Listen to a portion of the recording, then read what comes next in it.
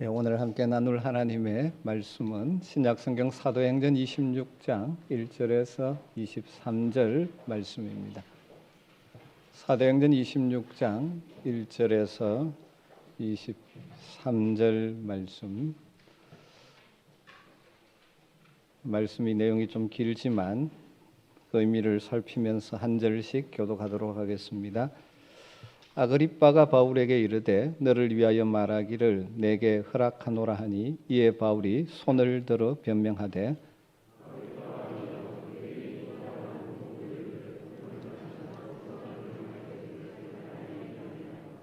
특히 당신이 유대인의 모든 풍속과 문제를 아심이니이다. 그러므로 내 말을 너그러이 들으시기를 바라나이다.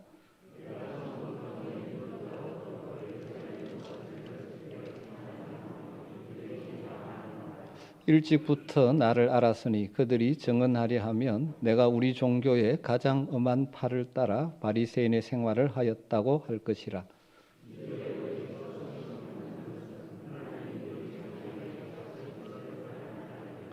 이 약속은 우리 12지파가 밤낮으로 간절히 하나님을 받들어 섬김으로 얻기를 바라는 바인데 아그리빠 왕이여 이 소망으로 말미암아 내가 유대인들에게 고소를 당하는 것이니이다.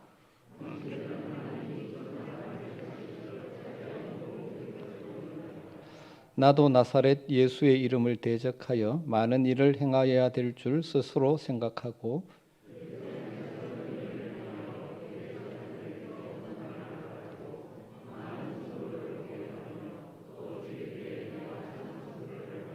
또 모든 회당에서 여러 번 형벌하여 강제로 모독하는 말을 하게 하고 그들에 대하여 심히 격분하여 외국 성에까지 가서 박해하였고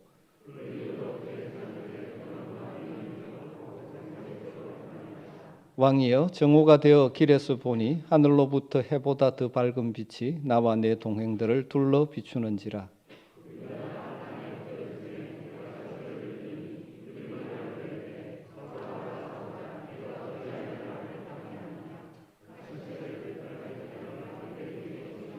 내가 대답하되 주님 누구시니까? 주께서 이르시되 나는 네가 박해하는 예수라.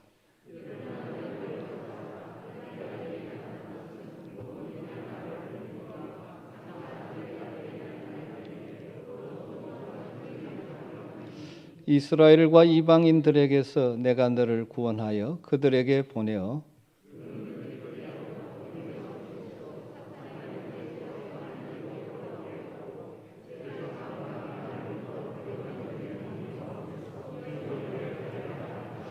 아그리빠 왕이여 그러므로 하늘에서 보이신 것을 내가 거스르지 아니하고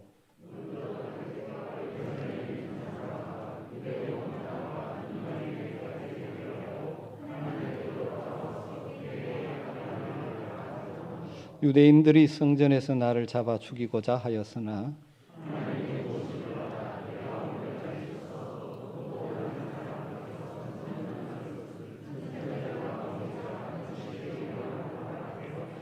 같이 읽습니다. 곧 그리스도가 고난을 받으실 것과 죽은 자 가운데서 먼저 다시 살아나서 이스라엘과 이방인들에게 빛을 전하시리라 하매니이다 아니라. 아멘. 우리는 지난주에 이어서 오늘 아그리빠 왕 앞에서 바울의 변정, 자기 간정을 담은 복음 증거의 내용을 함께 읽었습니다. 지난 주일에는 아그리빠 왕과 분위기 그리고 총독 베스도 그리고 베스칸 천부장들의 그 화려한 외관과 그에 비해서 2년간 구금되어 있다가 그들 앞에 선 초라한 바울의 대조, 그러나 외형적인 화려함을 추구하는 자들의 내면에 감추어져 있던 추악함과 모든 사람이 나와 같게 되기를 하나님께 원하답니다라고 담대하게 선언하는 바울의 내면의 아름다움을 대조하면서 우리에게 주시는 메시지를 생각해 봤습니다. 우리가 과연 무엇을 추구하고 있느냐에 따라서 우리의 삶은 달라지게 되어져 있는 것이죠. 우리 모두가 자기를 과시하려는 욕망에서 나오는 그 외적인 화려함을 추구하는 어리석은 자들이 아니라 날마다 주님과 동행함으로 우리의 속 사람을 아름답게 가꾸는 복된 삶을 살기를 간절히 소망합니다. 세상의 겉으로 우리의 겉을 화려하고 사람들에게 내 모습을 과시하는 그런 것들로 치장하려는 죄악된 본성을 날마다 십자가에 못 박고 날마다 주님을 닮은 성품으로 우리의 속 사람을 치장하고 주님 닮은 삶으로 우리의 인생을 가꾸어가는 복된 성도들이 다 되시기를 주의 이름으로 축원합니다. 우리가 그렇게 살아갈 때 세상이 감당할 수 없는 믿음의 사람으로 든든히 서게 될 줄로 믿습니다. 오늘은 바울의 구체적인 이 변명, 자기 간증을 담은 복음의 증거의 내용을 살피면서 몇 가지 메시지를 나누려고 합니다. 사실 이 내용은 예루살렘에서 유대인들이 바울을 잡아서 죽이려고 할 때 그 앞에 서서 동일한 자기 간증을 통한 메시지를 외쳤었죠. 그때도 다루었습니다. 그래서 오늘은 좀 몇 가지 초점에 맞추어서 우리에게 주시는 메시지를 찾으려고 합니다. 첫 번째로 생각할 것은 지난주 말씀과 연결되어지는데 바울의 담대한 자세를 조금 묵상해 보죠. 우리에게 참 오늘 말씀이 도전 주는 것 중에 하나가 바로 바울의 담대함, 당당함입니다. 오늘의 이 장면을 한번 상상해 그려 보십시오.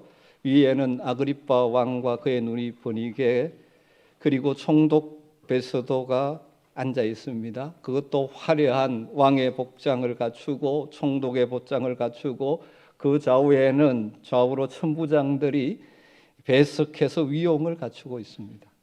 여러분 분위기만으로도 그 앞에 나가면 기가 죽을 상황이지 않습니까? 이런 분위기 속에 죄수로 구금되어 있던 바울이 끌려 나왔습니다. 그 주변에는 그를 변호해 줄 사람도 아무도 없습니다. 외모는 아마 초라하고 초췌했을 것입니다. 그런데 그가 그들 앞에서 어떤 자세로 지금 변명을 하고 있습니까? 말을 시작합니까? 1절을 보면 이렇게 되어 있습니다. 아그리빠가 바울에게 이르되 너를 위하여 말하기를 내게 허락하노라 하니 이에 바울이 손을 들어 변명하되 유대인들이 고발하는 모든 일을 오늘 당신 앞에서 변명하게 된 것을 다행히 여기나이다. 이렇게 말하죠. 아그리빠 왕은 한껏 윗세를 뽐내면서 바울에게 너를 위해서 말할 기회를 내가 허락한다. 이렇게 선포하죠. 그러자 바울은 조금도 주눅들지 않고 자기 변증을 시작합니다. 그 모습을 사도행전을 기록한 누가가 이렇게 기록하고 있죠. 손을 들어 이렇게 시작하고 있습니다. 여기 손을 들으라고 번역된 헬라어 동사는 ekteino라는 동사인데 한껏 쭉 내밀다 그런 뜻입니다. 여러분 일반적으로 죄수의 신분으로 있는 사람이 당대의 최고 권력자 앞에 선다면 일반적으로 고개도 들지 못하고 떨리는 목소리로 자기 변명을 하지 않겠습니까? 그런데 바울은 전혀 다릅니다. 그들을 향하여 손을 쭉 뻗습니다. 그렇게 그 무엇입니까? 당당하게 자신의 무죄함을 밝히고 그것을 근거로 해서 복음을 전하는 것이죠.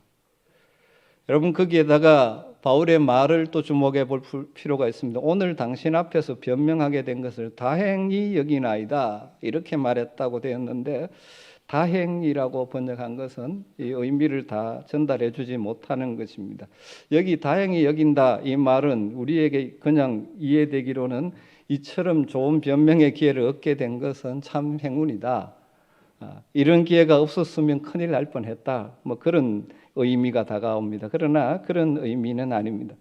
바울은 이미 로마 황제 가이사에게 상소했고 그 상소가 받아들여졌습니다. 아그리빠 왕 앞에서 자기 변증을 하지 않는다고 해도 로마 행이 변경되거나 취소될 일이 없습니다. 그러니까 아그리빠 왕 앞에서 자기 변증하지 않아도 큰일 날 일이 없습니다.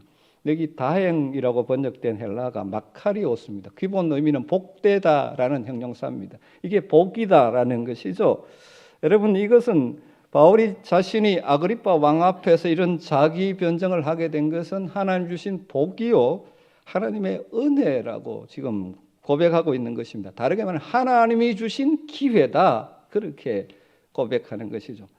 그렇기 때문에 담대하게 당당하게 주어진 기회를 단순히 자기 무죄를 주장하는 것이 아니라 복음을 전하는 기회로 활용하고 있는 것입니다. 여러분, 바울의 이런 모습을 보면 여러분 어떤 느낌이 드십니까? 우리는 어떻습니까? 종종 세상에 좀 힘 있는 사람 앞에 서면 해야 할 말도 잘 못하고 말이 들들 떨리기도 하는 그러한 연약한 존재는 아닙니까? 우리가 믿음으로 사는 삶의 아주 중요한 측면의 한 가지가 담대함이죠. 믿음으로 산다는 것은 담대하게 살아가는 것입니다. 다윗은 믿음으로 거구인 골리앗 앞에서도 담대하게 맞섰지 않았습니까? 이 세상을 믿음으로 이기며 살아가야 하는 우리들에게 바로 이러한 담대함과 당당함이 필요합니다. 거만이나 교만이 아니라 하나님이 주신 담대함으로 우리 앞에 다가오는 모든 상황을 대처하며 이기며 나갈 수 있는 복이 여러분에게 있게 되기를 주님으로 축원합니다. 여러분, 그런데 바울이 이렇게 담대할 수 있었던 이유가 무엇일까요? 오늘 말씀과 사도행전의 문맥 속에서 크게 두 가지를 생각할 수 있습니다. 어떻게 그렇게 담대할 수 있는가? 가장 근본적인 이유는 어떤 상황 가운데서도 함께 하시겠다고 약속하신 주님의 약속을 받은 자이기 때문이고, 또 그렇기 때문에 매 순간 주님이 자신과 함께 하신다는 것을 확신하고 있기 때문인 것이죠. 여러분, 우리 주님이 예루살렘에서 그를 죽이려는 사람들이 날뛰고 있는 상황 가운데 그 밤에 옥중에 있는 바울을 찾아오셔서 그의 옆에 서셔서 말씀으로 약속해 주셨지 않습니까? 사도행전 23장 11절에 그날 밤에 주께서 바울 곁에 서서 이르시되 담대하라, 네가 예루살렘에서 나의 일을 증언한 것 같이 로마에서도 증언하여 하리라 하시니라. 바울이 이렇게 담대할 수 있는 근본 이유는 무엇입니까? 하나님께서 어떤 상황 가운데서도 함께 하시겠다는 약속을 받은 자고, 지금 이 상황 가운데도 하나님이 자신과 함께 하신다는 확신이 있기 때문에 그 아그리빠 왕이나 총독 베스도 앞에서 당당하게 서는 것이죠. 여러분, 우리가 담대하게 세상의 모든 일들을 대처할 수 있는 가장 근본적인 근거가 무엇입니까? 하나님이 나와 함께 하시겠다는 약속을 붙드는 것이고, 그 약속을 따라 지금 이 상황에도 하나님이 나와 함께 하신다는 확신을 가지는 자들, 어떤 상황에도 담대할 수 있는 것이죠.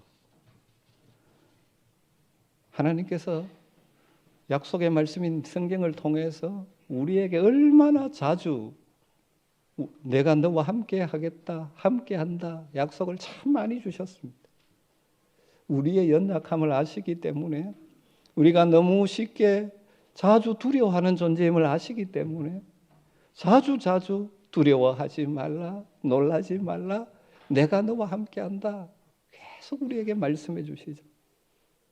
여러분, 이 약속의 말씀이 들려지고 그 말씀이 여러분을 향한 하나님의 말씀으로, 약속으로 붙드시고 담대하게 세상을 이기며 사시기를 주님으로 축원합니다. 두려워하지 말라, 함께한다 약속의 말씀을 얼마나 자주 하셨습니까? 대표적으로 우리가 암송하는 귀한 말씀 가운데 하나가 이사야 43장 1절에서 3절이죠. 야곱아, 너를 창조하신 여호와께서 지금 말씀하시느니라. 이스라엘아, 너를 지으신 이가 말씀하시느니라. 너는 두려워하지 말라. 내가 너를 구속하였고 내가 너를 지명하여 불렀나니 너는 내 것이라. 네가 물 가운데로 지날 때 내가 너와 함께할 것이라. 강을 건널 때 물이 너를 침몰하지 못할 것이며 내가 불 가운데로 지날 때 타지도 아니할 것이요 불꽃이 너를 사르지도 못하리니. 사랑하는 성도 여러분, 우리를 구원하시고 우리와 함께 하시겠다고 약속하시면서 담대하게 믿음으로 살기를 날마다 우리에게 말씀하시는 주님을 붙들고 사시기를 주님으로 축원합니다. 하나님의 약속을 붙들고 지금도 주님이 나와 함께 하신다는 확신이 있는 자들은 어떤 상황을 만나도 주눅들지 않고 담대하게 당당하게 대처해 갈 수 있는 줄 믿습니다. 두 번째로 바울이 이렇게 담대할 수 있는 또 다른 이유는 그가 받은 사명을 확신하고 있었기 때문입니다. 나는 하나님, 부활하신 주님의 사명을 받은 자다 하는 사실이죠. 오늘 본문 16절에 보면 일어나 너의 발로 서라. 내가 내게 나타난 것을 곧 내가 나를 본 일과 장차 내가 내게 나타날 일에 너로 종과 증인으로 삼으려 함이니. 바울의 간증 중에 다메섹 가는 길에서 부활하신 영광의 주님을 만나면서 그 주님으로부터 받은 자신의 사명에 대한 고백의 내용이죠. 바울을 부르신 이유 목적이 무엇입니까? 바울은 자신을 종으로 그리고 증인으로 부활의 주님이 불러주셨다는 분명한 확신을 가지고 있었습니다. 그러기에 지금 아그리빠 왕 앞에 서게 하신 분도 주님이시기에 그 주어진 기회에 주님의 종으로서 그리고 증인으로서 사명을 감당하고 있는 것입니다. 여러분, 이 주님이 누굽니까? 사망의 권세를 깨뜨리고 사람들을 가장 두렵게 하는 죽음의 권세를 이기시고 부활하셔서 하늘과 땅의 모든 권세를 가지신 주님이 주신 사명이기에 세상의 권세자 앞에서 두려워 떨 필요가 없는 것이죠. 사랑하는 성도 여러분, 저는 저를 비롯한 우리 모든 아멘의 성도들이 이런 주님이 함께 하신다는 믿음과 주님께 받은 사명에 대한 확신을 가지고 살아갈 수 있었으면 좋겠습니다. 우리가 세상을 살아가면서 교만해서는 안 됩니다. 그러나 결코 세상에서 우리는 비굴하게 살 존재가 아닙니다. 비실비실 살 존재들이 아닙니다. 우리가 누굽니까? 하늘과 땅의 권세를 가지신 주님의 자녀들입니다. 그 주님이 우리와 함께 하시겠다고 약속하신 약속을 가지고 있는 자들입니다. 그리고 그냥 이 땅을 사는 것이 아니라 바로 하늘과 땅의 모든 권세를 가지신 그분이 맡겨주신 사명을 가지고 살아가는 자들입니다. 여러분, 이 믿음과 사명감을 가지고 여러분 살아가는 삶의 현장에 이런 크고 작은 어려움과 힘든 일을 만날 때 두려워하지 마시고 담대하게 당당하게 이겨낼 수 있는 은혜가 있기를 주의 이름으로 축원합니다. 그리고 오늘 말씀을 묵상하면서 또 하나 깨닫게 되는 중요한 진리 하나는 하나님의 약속의 말씀이 지금 그대로 이루어지고 있다 하는 것입니다. 주님 말씀대로 이루어지고 있다는 것이죠. 여러분, 지금 바울이 누구 앞에서 복음을 전하고 있습니까? 아그리빠 왕입니다. 헤롯 왕 가문의 마지막 왕 아그리빠 왕. 이 왕 앞에 담대하게 복음을 전합니다. 그런데 이건 이미 바울을 부르실 때 주님이 주셨던 말씀이 이루어지는 현장이죠. 다메섹 가는 길에서 바울을 부르신 주님이 아나니아를 통해서 바울에게 주신 사명을 이야기하시면서 이렇게 말씀하셨습니다. 사도행전 9장 15절에 처음 사도행전에 바울이 부활하신 주님을 만나는 그 장면을 묘사한 거기에서 이렇게 기록하고 있죠. 주께서 이르시되 가라. 아나니아에게 주님 말씀하시는 겁니다. 이 사람은 바울이죠. 이 사람은 내 이름을 이방인과 임금들과 이스라엘 자손들에게 전하기 위하여 택한 나의 그릇이라. 바울을 부르신 주님의 계획 목적이 무엇입니까? 주님의 이름을 누구에게? 이방인들과 임금들과 이스라엘 자손들에게 전하는 것입니다. 바울은 이 주님의 부르심을 받은 이후에 약 30여 년간 세 차례 전도 여행을 통해서 수많은 이방인들에게 복음을 전했죠. 주님의 이름을 전했습니다. 이방인들에게 전했습니다. 뿐만 아니라 많은 이스라엘 유대인들에게도 복음을 전했죠.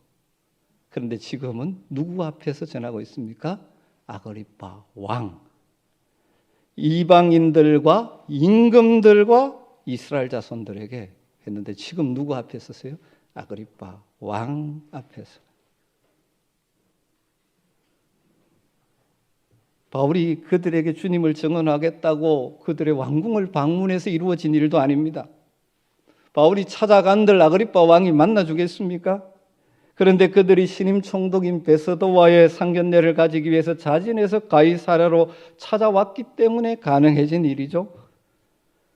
바울이 아그리파 왕이 베스도 총독을 찾아온 것을 알고 먼저 그를 만나기를 요청한 것도 아닙니다. 베스도 총독으로부터 바울의 이야기를 들은 아그리파 왕이 바울의 말을 직접 들어보자. 그래서 이루어진 일입니다. 성경에 기록되어 있지 않아서 100% 확실한 것은 아니지를 모르지만 저는 그 자리에서 바울의 마음 가운데 하나가 이것이지 않았을까 생각해 봅니다. 주님께서 자신을 부르실 때 하셨던 말씀, 임금들에게 내 이름을 전하리라는 약속의 말씀이 지금 여기에서 이루어지고 있는 거구나. 주님 말씀하신 것이 이렇게 이루어지는구나. 그러기에 아그리파 왕 앞에서 손을 쭉 뻗으며 이 기회는 하나님의 복입니다. 하나님의 은혜입니다. 하나님 주신 기회입니다. 라고 고백하면서 담대하게 외치는 것이죠. 여러분, 상황이 다르고 우리의 삶의 여건은 다 다르지만 분명한 건 한 가지는 그렇습니다. 하나님의 약속의 말씀을 믿고 순종하며 살아가면 하나님은 하나님의 방법으로 약속하신 대로 우리에게 이루어 주신다는 사실입니다. 문제는 우리가 믿지 못하고 순종하지 못하다 보니 하나님의 약속이 실제로 내 삶에 이루어지는 것을 경험하지 못하는 것이죠. 사랑하는 성도 여러분, 하나님의 약속의 말씀을 붙들고 순종의 발걸음을 옮겨놓으면 내가 생각하지 못한 방법으로 돌아보니 하나님의 약속이 내게 이루어진 것을 보게 되고 경험하게 되는 은혜가 여러분에게 있게 되기를 주님으로 축원합니다. 그리고 마지막으로 생각해 볼 것은 좀 오늘 집중해서 나누고 싶은 말씀인데요. 바울이 자신이 받은 사명, 자기 간증 중에 사명을 이야기하는 가운데 이것이 묵상해 보면 바로 이 시대 하나님의 백성 우리가 누리는 복임과 동시에 우리가 해야 될 사명이라는 것을 발견하게 됩니다. 아그리파 왕 앞에서 바울의 자기 변증을 사도행전 기자 누가는 꽤 길게 오늘 23절까지 나오도록 길게 기록해서 우리에게 전해줍니다. 그 가운데 바울이 주님께 받은 사명이 무엇이라고 말하는 그 부분을 좀 더 깊이 생각해 보려고 합니다. 왜냐하면 그것이 현재 우리가 누리는 복임과 동시에 사명이라는 사실을 발견할 수 있기 때문이죠. 그 내용이 17절과 18절의 내용입니다. 17절과 18절 말씀 영상에 나와 있으니까 같이 한번 읽어볼까요? 이스라엘과 이방인들에게서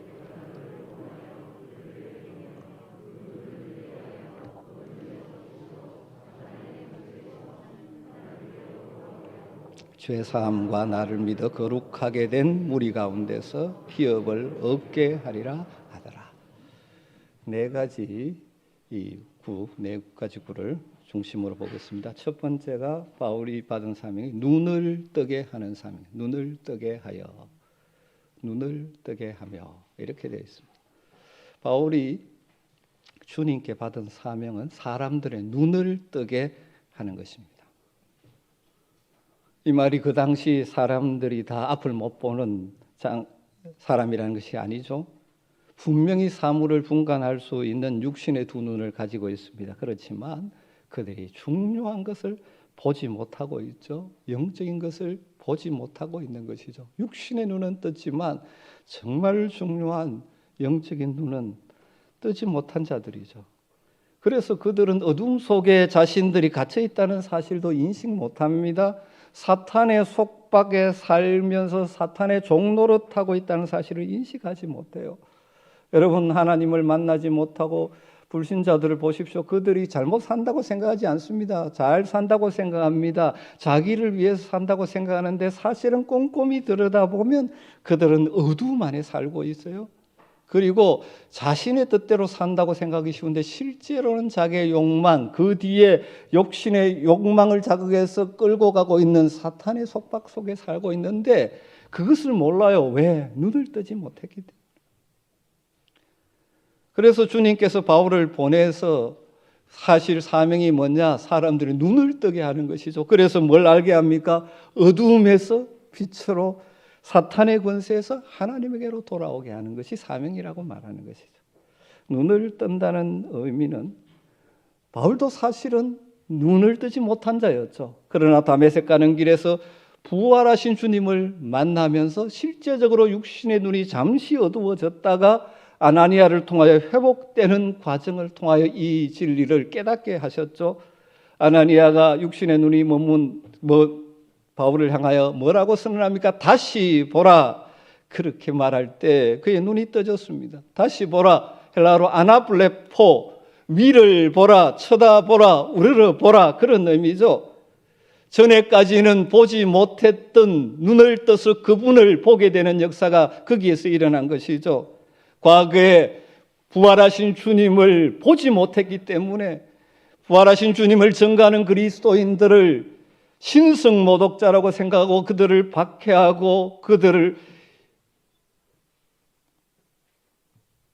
추적하고 하는 일이 자신의 사명이라고 생각하고 있던 그가 다메섹 도상에서 눈을 들어 부활의 주님을 보게 된 것이죠. 자신의 죄값을 대신 치르러 십자가의 대속제물로 죽으셨다가 사망 권세를 깨뜨리고 3일 만에 다시 부활하신 주님을 보는 눈이 뜨지게 된 것이죠. 그래서 그 주님 안에 있는 죄사함과 죽음을 이기는 생명, 영생이 거기에 있음을 보게 된 것이죠. 그래서 그는 이 복음을 전가하는 생명을 전하는 자로 인생이 바뀐 것이죠. 자신이 눈을 뜬 자고, 그래서 그의 사명을 눈을 뜨게 하는 사명이라고 주님 말씀하셨던 것이죠. 여러분, 이 시대에 살아가는 우리, 하나님을 예배하는 우리들도 어떤 자들입니까? 하나님의 은혜로 영적인 눈을 뜬 자인 줄 믿습니다. 그래서 부활하신 주님을 믿고 그분을 바라보며 살죠. 그런데 우리가 이 땅을 살아가다 보면 자꾸 세상의 욕심이나 이런저런 것들이 우리의 눈을, 영적인 눈을, 주님을 바라보는 눈을 흐리게 만들어버릴 때가 참 많아요. 그래서 주님을 바라보지 못하고 세상의 엉뚱한 것을 바라보는 경우가 종종 생기죠. 여러분, 이 시간 성령의 은혜로 여러분의 영적인 시선을 흐리게 하는 모든 것들을 깔끔하게 닦아내고 더 선명하게 주님을 바라보며 살아가는 자들이 되시기를 주의 이름으로 축원합니다. 그래서 주님을 바라보며 사시기를 바랍니다. 그리고 또 우리의 사명이 무엇입니까? 아직까지도 눈을 뜨지 못해서 어둠 속에 살아가고 있는, 그러면서도 잘못 사는 줄 모르고 있는 그들의 눈을 뜨는 일을 위해서 우리가 기도하고 숨기고 전하며 살아가야 하는 것이죠. 또 두 번째는 뭐라고 말합니까? 어두움에서 빛으로, 그렇게 말합니다. 그럼 영적인 눈을 뜨게 될 때 깨닫게 되는 것이 무엇입니까? 이전에 내가 어두움 가운데 있었다는 것을 깨닫게 되는 것이죠. 눈을 뜨니까 압니다. 여러분, 빛이 없는 것, 어두운 곳의 특징은 엄습함이죠. 그 엄습한 곳에, 여러분 지하 같은 곳에 뭐가 많이 생겨? 곰팡이, 병균 이런 것들이 잘 서식합니다. 인간의 마음도 마찬가지입니다. 우리 인간의 마음에 생명과 진리의 빛이 비추어지지 않으면 엄습한 어두움이 지배하는데 그 마음 속에는 온갖 종류의 죄와 욕망의 병균 바이러스들이 자라서 욕망의 종노릇하며 살아가게 되는 것이죠. 그렇기 때문에 빛이 필요한 것입니다. 여러분, 우리가 구원받았다는 것은 다르게 말하면 어둠에서 빛으로 옮겨졌다는 말이죠. 골로새서 1장 13절에 그것을 이렇게 표현했죠. 그는 예수 그리스도 우리 주님이 우리를 흑암의 권세에서 건져내사 그의 사랑의 아들의 나라로 옮기셨으니 할렐루야. 여러분, 우리에게 이루어진 일입니다. 더 이상 어둠의 살 자들이 아닙니다. 예수님께서도 친히 이렇게 말씀하셨어요. 요한복음 12장 46절에 나는 빛으로 세상에 왔나니, 주님 빛으로 오셨어요. 어둠 속에 있는 우리들에게 빛으로, 무릇 나를 믿는 자로 어둠에 가지 않게 하려 함이라. 여러분, 우리 주님 빛으로 오셨습니다. 지금도 우리 가운데 빛으로 임하시는 줄 믿습니다. 그 빛이신 주님을 우리 마음의 중심에 모시고 살아가십시오. 그분의 말씀을 묵상하면서 그분과의 친밀한 교제인 기도 시간을 통하여 날마다 그 빛을 우리의 마음에 받으며 빛 속에서 살아가는 은혜가 있게 되기를 주님으로 축원합니다. 그래서 자꾸 우리 마음을 엄습하게 만들려고 들어오는 어둠의 세력들을 몰아내고 여러 가지 세상의 가치관이나 풍조를 통하여 우리의 마음을 우울하게 만들고 어둡게 만드는 어둠의 세력들을 몰아내고 주님의 빛을 받아 빛의 자녀답게 살며 빛의 열매를 맺으며 살아가는 저와 여러분 되기를 간절히 소망합니다. 세 번째는 사탄의 권세에서 하나님에게로, 사실 같은 것을 다르게 다 지금 설명합니다. 이게 우리가 누리는 구원이에요. 우리가 주님을 만나기 전에는 과거에 사탄의 지배를 받던 자였습니다. 우리가 구원받았다는 것은 과거에 사탄의 종되었던 자리에서 벗어나 하나님께 속한 자가 되었다는 의미죠. 사람들은 종종 착각합니다마는 자기는 자기 뜻대로 산다고 생각할지 모르지만 사실 이 세상에 공중권세 잡은 자로서 세상의 풍조에 영향을 미치고 세상의 이 유행에 영향을 미치고 세상의 이 가치관에 영향을 미치고 그래서 그것을 따라 우리로 하여금 살게 만들고 또 우리 안에 있는 욕심을 자극해서 우리를 점점 어둠으로 끌고 가는 사탄의 권세 아래 살던 자였죠. 그런데 이제 우리는 거기에서 해방되어 하나님께 속한 자가 되었습니다. 여러분, 그러게 우리는 더 이상 사탄의 권세 아래 살 자가 아닙니다.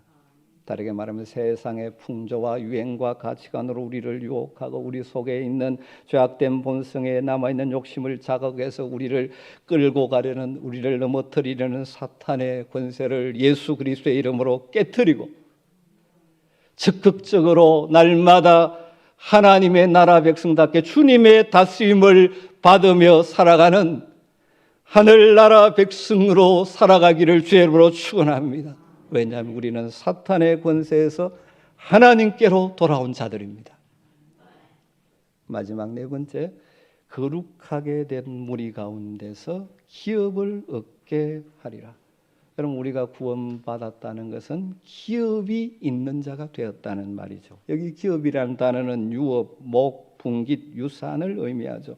그럼 우리가 구원받았다는 것은 하나님의 자녀가 되었다는 것이고 우리는 하나님의 자녀이기 때문에 하나님의 상속자로서 하늘의 기업, 유업을 물려받을 자가 되었다는 의미죠. 어디에서? 거룩한 무리, 거룩하게 된 무리 가운데서.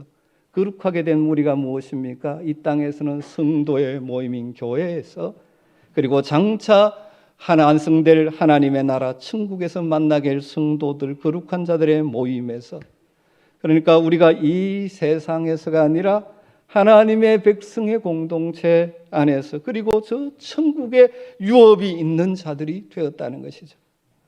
우리가 이 땅을 살아가면서 땅의 것들, 유업이 많은 것도 좋겠지만 여러분, 그것은 이따가 다 사라질 것이죠. 거기에 우리가 목매고 살 존재들이 아닙니다. 그것만 바라보고 살 존재들이 아니죠.